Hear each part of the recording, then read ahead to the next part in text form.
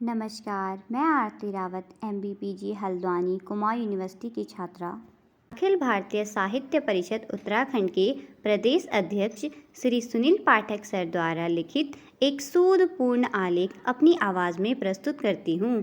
आशा करती हूँ कि आप सभी को मेरी प्रस्तुति बहुत पसंद आएगी। इस आलेख का शीर्षक है दक्षिण पूर्व एशियाई देशों में हिंदी। दक्षिण पूर्व एशिया के कई देशों में हिंदी के प्रति आश्चर्यजनक रूप से गहन अनुराग है।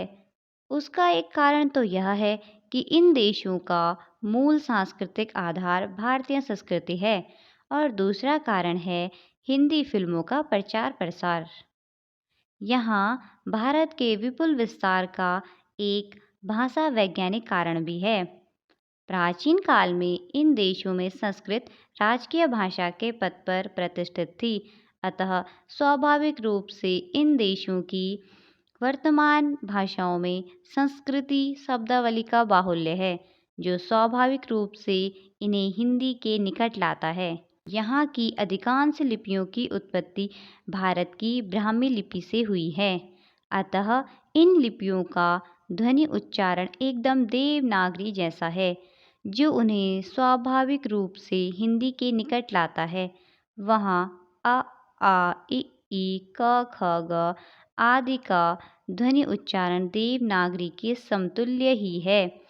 इंडोनेशिया के अति प्राचीन काल में देवनागरी लिपि पहुँच चुकी थी, जिसमें आज हिंदी भाषा लिखी जाती है। इसके कुछ उदाहरण प्रस्तुत हैं।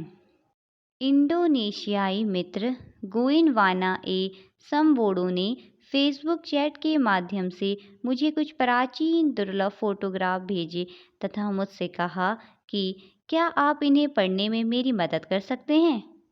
आपको प्रेषित अभिलेख पूर्वी जावा के कांडी जांगो मंदिर में अवस्थित है।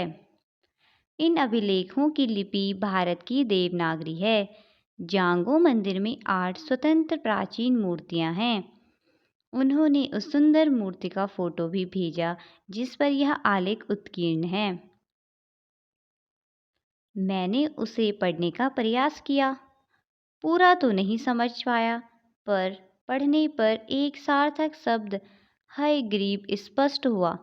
हयग्रीव भगवान का दूसरा नाम है पुराणों में। मैंने इस अभिलेख को अपनी फेसबुक पर भी पोस्ट किया। अति उत्साहवर्धक प्रतिक्रियाएं मिली।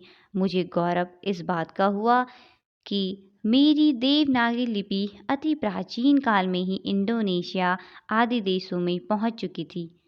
धर्म प्रचारकों के द्वारा देवनागरी अर्थात हिंदी, जो आज भारत की राष्ट्रभाषा है, मध्य जावा कभी भारतीय संस्कृति का पालनहार रहा है।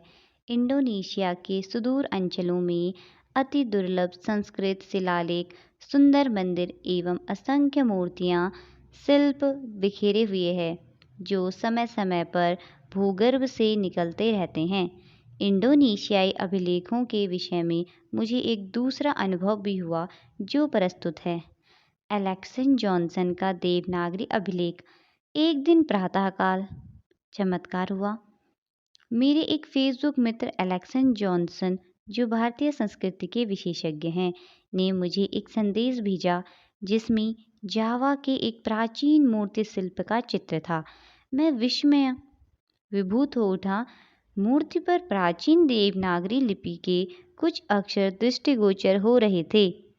जॉनसन मुझसे इस मूर्ति पर उत्कीर्ण अक्षरों के विषय में जानकारी चाह रहे थे। उनके अनुरोध पर मैंने पढ़ने का प्रयास किया। मूर्ति पर मुझ उर्ली तथा नानकी या माम की 2 शब्द दृष्टिगोचर हुए। जॉनसन ने कहा कि यह महायान बुद्ध मूर्ति है, जो पूर्वी जावा के कैंडी जांगो मंदिर में स्थित थी। यह लगभग 13वीं-14वीं शताब्दी की है एवं वर्तमान में ब्रिटिश म्यूजियम में संग्रहित है। जावा के देवनागरी के बहुत से अभिलेख प्राप्त हुए हैं, जैसे कालासन नामक स्थान से। जावा में इसे रंजना लिपि कहते हैं, जो देवनागरी से ही विकसित हुई है। मैं हर्ष विभोर हो गया। हमारे देवनागरी का विस्तार कितनी दूर दूर इंडोनेशिया तक पहुंच गया है। इस रूप में यह हिंदी का ही विस्तार है। पर हम कूप मंडूक अंग्रेजी पर मुग्ध हैं। हम अपने विगत गौरव से कितने अनभिज्ञ हैं। कंबोडियन छात्र छात्राओं को ऑनलाइन हिंदी पढ़ाते हुए मुझे कुछ व्यक्तिगत अनुभव हुए जो प्रस्तुत हैं। एक बार कंबोडिया की एक छात्रा देवी ने मुझे देवनागरी अक्षर और उन अक्षरों में अपना नाम लिखकर भेजा। मैं उसके अक्षरों की सुघड़ता देखकर आश्चर्यचकित हो उठा। कंबोडिया के छात्र प्रथम बार में कितना सुंदर हिंदी लेखन कैसे करते हैं, यह मेरे लिए भी आश्चर्य का विषय है। शायद इसका कारण है कि वहाँ भारतीय संस्कृति ईसा की पहली शताब्दी में पहुँच चुकी थी।